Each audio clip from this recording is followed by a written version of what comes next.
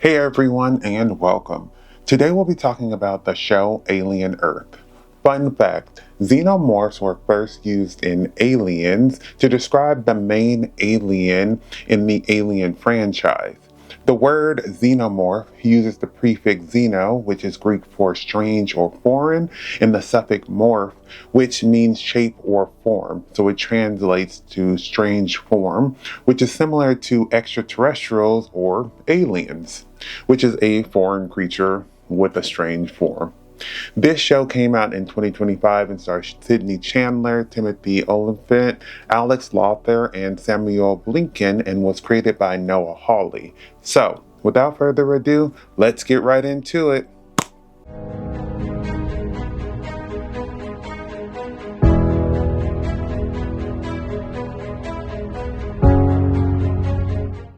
Alien Earth follows Prodigy Corporation, which has a spaceship crash into their city filled with alien specimens from a Weyland-yutani research vessel. Prodigy takes these aliens to examine them and slowly realizes they are in over their heads. Alien Earth is a sci-fi horror show. It has similar vibes to Alien, Prometheus, or Tron Legacy. Alien Earth caught my eye because I love the Alien franchise and was interested to see a story that takes place on Earth. I love that the show mixes the horror from the first film, the action from the second, and the deeper exploration of the xenomorphs and other aliens like we saw in Prometheus and Covenant. I went to a special showing of the first episode at El Capitan, and watching that episode on the big screen was such a cool experience. The show expands on the lore and really had me on the edge of my seat, wanting to know what was going to happen with Prodigy and these hybrids, as well as all these new aliens. The show explains to us that cyborgs are cybernetically enhanced humans, synths are artificially intelligent beings, and hybrids are synthetic beings with human consciousness. Then we also have humans, of course, who are just as messy as ever. We are introduced to 4 alien species as well. Ticks, which are like normal ticks, except they will suck out all the blood. Flies that digest on the outside, so they split up in acid that can erode metal. This plant pod that will wrap you in its embrace and eat you. And an octopus eye, which is a parasite type eye that will replace its victim's eye and control them. Xenomorphs are obviously in the show as well, just being a killing machine. We see the return of Weyland-Yutani, but also learn that there are 5 companies that split the solar system: Prodigy, which we focus on, Dynamic, Lynch, and Threshold. I love how we get so much new knowledge in this show about different things, but also see so many familiar things as well that have made their mark on this franchise. The hybrids in the show are all dying kids whose consciousness was put into these bodies. It's stated early on that they have to use kids because their consciousness is less rigid than that of adults. Wendy, named after the Peter Pan character, is the first one to go through this process, and it's played by Sydney Chandler, who did so well in her role as this hybrid who is happy to be alive but misses her brother and feels a bit alone. She becomes sort of a big sister to the other hybrids, and she has a bit more experience dealing with their situation. After her run-in with the xenomorph, her systems have a glitch that lets her communicate with the xenomorphs. When she moved into her hybrid body, she became a supercomputer and was able to tap into cameras and control stuff that's tied to the network from her room. I felt that this could be scary, and it ended up being horrible when she decides to rebel against, Prodigy in the end with the other hybrids and her pet aliens. And even though she is in a cage, she is able to open that door herself. In the beginning, Wendy is grateful to be alive, but she starts to learn that the boy and the other humans didn't do this out of the kindness of their hearts. While she is not dead, she isn't free since he pretty much locks them up and hides them from the rest of society. The other hybrids are called the Lost Boys, named after the group in Peter Pan. Ardash Gorov plays Slightly, Arana James as Curly, Lily Newmark as Nibs, Jonathan Ayayi as Smee, and Kit Young as Toodles or Isaac. They all did such a good job embodying kids who look like adults, have an immense amount of power, and are immature. It's scary to see these kids with so much power, but one that really had me worried was Nibs because she would often let her emotions get the best of her, which led her to kill people. Most of them seem pretty harmless, but you start to see how scary they can be with how Slightly killed the doctor and how Wendy immobilized them in the end. I thought this was a cool group to focus on because you can't put them in a good or bad category because they've done a bit of both, but a lot of the bad stuff is because of the adult humans in the show. We are introduced to our first cyborg in this show, Kumi Moro, played by Babu Sise. He works for Weyland-Yutani and is fiercely loyal, even though he is part human. That doesn't stop him from sacrificing the other members on his ship. His character was so interesting to watch because he was so smart in how he moved and risked everyone else's lives to get the job done. He seems to like this feeling of seeing his mission through and proving he's the best. He blackmails Slightly after he secretly implants a communication device on him so that he can smuggle the aliens out. I thought we had seen the cyborgs before, but I was thinking of synths, so their leaving people behind to die seemed understandable because that's what they're programmed to do. But for him, it's shocking because he is not just, robot parts, and he just lacks empathy and morals. It was cool to see how strong he is and how he was able to outsmart so many. I would never root for Weyland-Yutani, but his story was so interesting to see, and the character was just so well acted. There are two synthetics we meet, Adam, played by Adrian Edmondson, and Kirsch, played by Timothy Olyphant. It was hinted that Adam wasn't human with all the faces on the wall, but I honestly thought he was just a human who observed a lot and made sure Boy Cavalier explored all his options before making rash decisions. I was shocked to see him throw Wendy in the last episode, which let me know he in fact was not human. He did warn Boy early on that it would be awful if any creature escaped, which was a bit of foreshadowing. Kirsch has a bigger role on the show as the one who mostly monitors the kids and gives them tasks to do. He was one of my favorite characters because he was always focusing on the details and was very patient when handling situations. He knew when things needed to be handled immediately, but also knew when some things needed to be handled discreetly and slowly to ensure he did what he needed to do correctly. I love Timothy's slight but noticeable reaction to things, and if they made someone question him, it wasn't expressive enough for them to get any hint of what he was doing or thinking about. The perfect example of how smart and analytical he was is shown in when he was dealing with Morrow and how he knew he was talking to Slightly, and instead of being rash, he slowly monitored the situation, and at the perfect time when Morrow thought that he had the upper hand, he caught him in a trap. It was a great way to show that he was playing the long game, and even though after seeing how he handled the kids carrying Arthur, he may have, left this impression that he was turning on Prodigy, but really he knew that it was too late for Arthur and knew it wasn't the time to spring his trap. He was such a fun character to watch, and I was always wondering what was going on in his head. Of course, there are humans who might be the worst group of people because they created all of these problems. Dame Silva, played by Essie Davis, is a doctor who seems to be a therapist of the kids and presents herself as a mother figure. She is under the impression that what she is doing is good, but fails to realize these kids are property of Prodigy. She is not their mother, and this situation is very unique, and she is not equipped for it. When her husband objects to doing the memory wipe, she agrees to do it and says that she can do it alone, which further proves that she sees this as an experiment and these kids are lab rats that she is helping to control, not to live a normal life. David Rysdale plays Arthur, who is Dame's husband, who is the one human who seems to have some morals, which ultimately makes him a target and he becomes a victim of a face hugger. He was trying to help the kids and realizes that Prodigy was bad and died doing it. Octopus Eyes inhabits his dead body in the end, so I'm interested to see how that goes. Sandra Yi Sinsenbender plays Yutani, the CEO of Weyland-Yutani, who wants her aliens back. She is pulling the strings with moral and has kept up her family's legacy of choosing science advancements and money over human life. She doesn't want the aliens in Boy Cavalier's hands and will cause havoc to ensure that they don't stay in his hands long, which to me seems dumb considering she doesn't know much about these creatures, including how they breed, how dangerous they are, and if they can escape that island.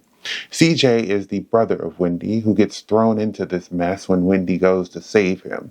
He is a nice guy who sees the bad stuff that, Boy Cavalier is doing, but also questions some of Wendy's actions. He brings up such a valid question in the, later half of the season, which is, can you trust the xenomorph to not turn on you? And Wendy is like, I think. He loves her and she loves him, but all of this gets dumped on him and he's trying so hard to be a big brother, but also deal with all the other stuff that they're dealing with. He seems like the moral compass in the show because he understands this is a great discovery, but he sees how dangerous it is and thinks that the aliens should be destroyed. He sees how his sister is becoming numb to killing and tries to make her realize that this isn't right. And he also sees how unfair it is to keep the hybrids locked up away from their families. All these humans are very different in how they approach the situation and their ideas of what they think is right. Boy Cavalier, the Prodigy CEO, played by Samuel Blenkin, is the youngest trillionaire.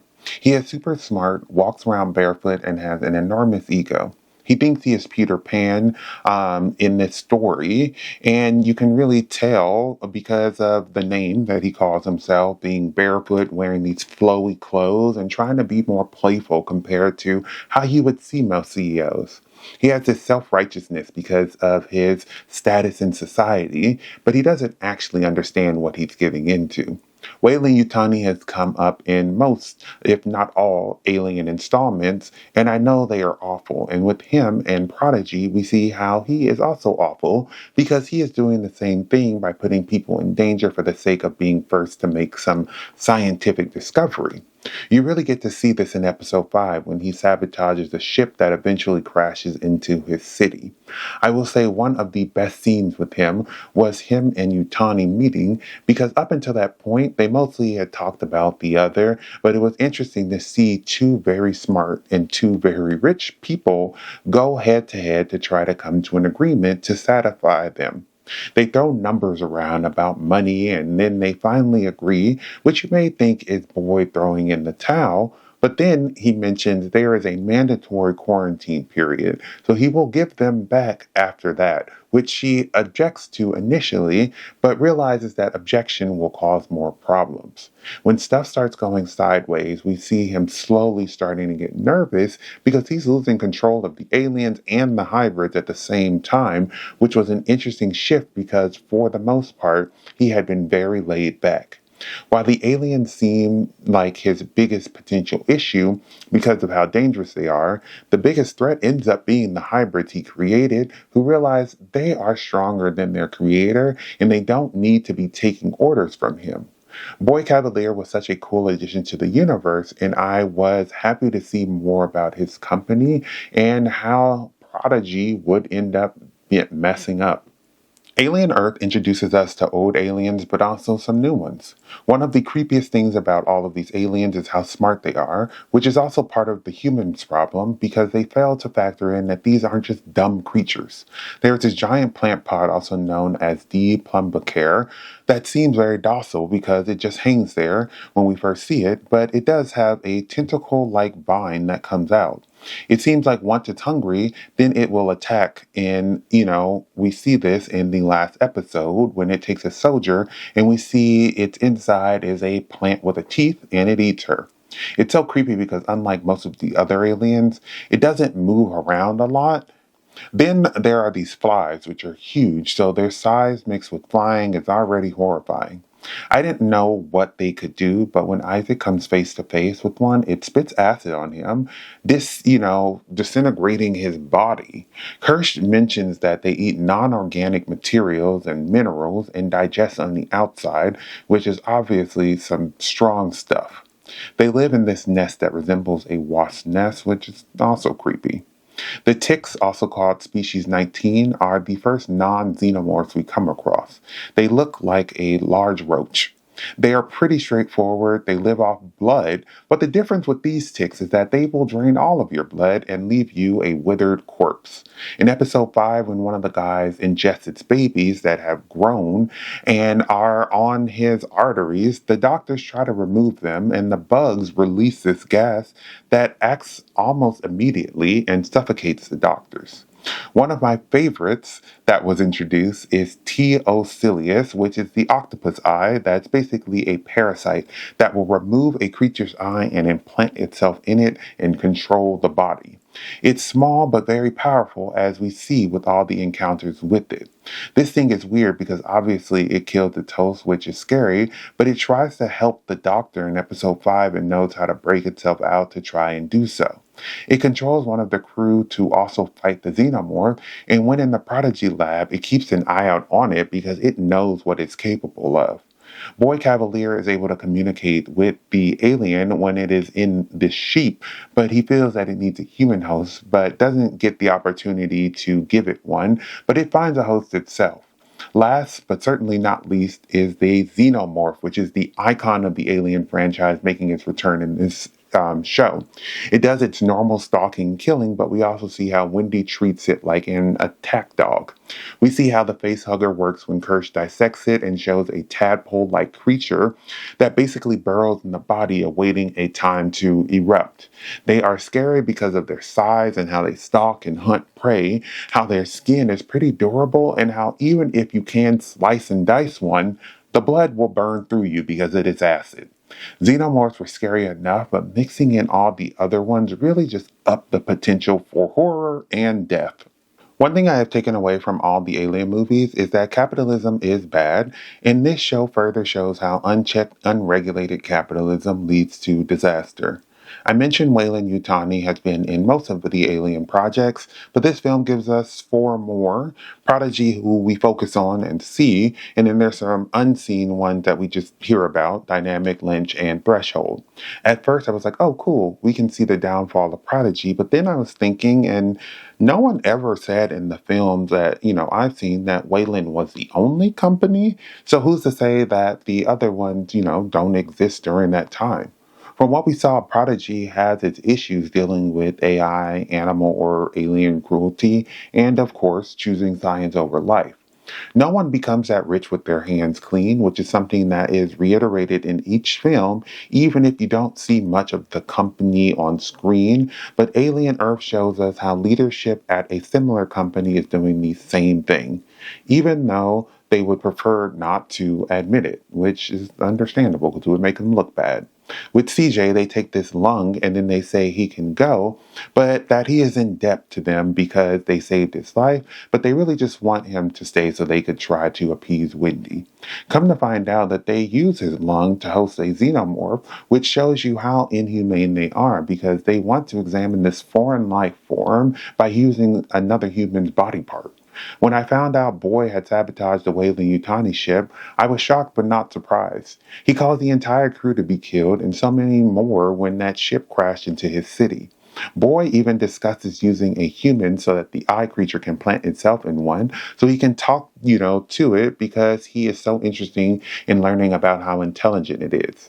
Prodigy is the first to make hybrids, which really feels like big corps using technology to control us because the situation is framed to look like these sick kids are saved. And they have a new body, but he won't let them leave and has the ability to erase their memories. So it's all about control.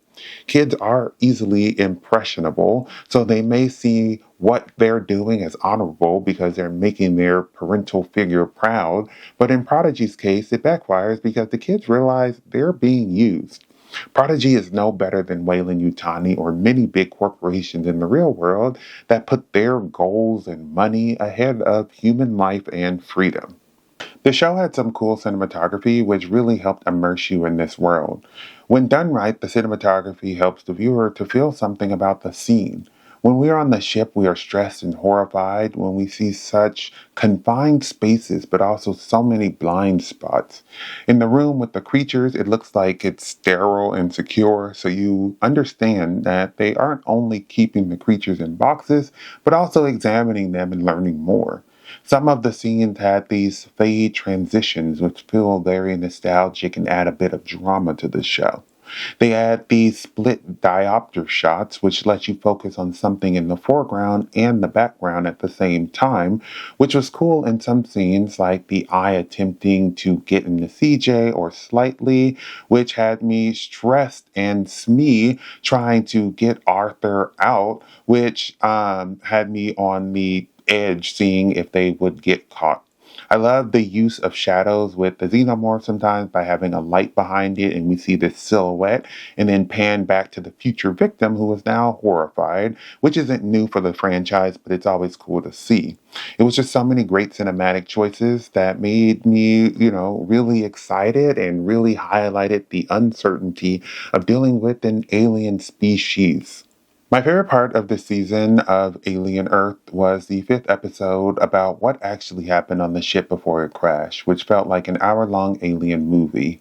We see a bit of story told in the first episode, which shows the crew on the ship eating together, but then, does a jump to Mara locking everyone out and not attempting to save the Captain Zoya, played by Risha Morjani. Episode 5 looks and feels like Alien because of the ship's design that, we are familiar with from that movie, what the characters are wearing, and of course, Mother. In the episode, we see how the crew didn't realize how smart these creatures were, how dangerous these creatures were, and that they had a spy on their ship that was sabotaging them. You see how they have people with face huggers on them. They try to put them in cryo sleep, which doesn't work. And when the other aliens cause more havoc, it just all goes to shit. We see how Zoya wanted to focus on the crew and Mora wanted to focus on the cargo, and they clashed over who was right. It's a scary episode because you never know which alien will kill someone and how many are let out. This episode did make me kind of love the Octo-Eye because while it is a parasite, it tried to protect the scientists whose water was contaminated by the ticks, which lets us know that it's actually very smart. This was the perfect episode to show how there's not much to do in this situation, that they truly don't understand what they are dealing with, because contrary to popular belief, you aren't always the smartest, and that Weyland and Prodigy are bad because they wanted the cargo above all else. It was really crazy to see that the crash in Prodigy City was a bit planned and how one person or one mistake could cause so many problems. This episode had me on the edge of my seat and felt very reminiscent of the 70s movie, and I just loved everything about it. Alien Earth is a great addition to the franchise, which really will keep you on your toes. They introduce so much, but it all works, and while xenomorphs are iconic, they leave room to explore other aliens who are equally scary. The cast was amazing as well, making us see a wide range of emotions and helping immerse us in a different version of Earth that will soon be overrun. I hope we get a season 2, and I'm looking forward to the future of the franchise. Thank you for watching my video. I would love to hear your thoughts down below in the comments. If you have not subscribed, please do so you can keep up to date with more of my videos. But besides that, everyone stay safe, have fun, and goodbye.